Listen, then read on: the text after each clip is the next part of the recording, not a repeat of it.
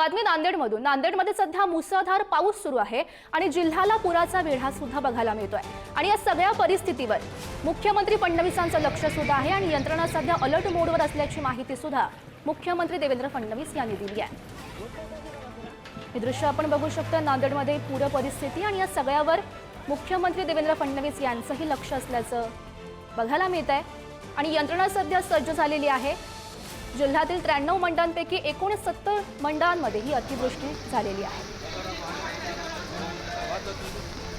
अनेकांच्या घरांमध्ये सुद्धा पाणी शिरलेलं आहे आणि त्यामधून नागरिक सुद्धा वाट काढताना बघायला मिळतात।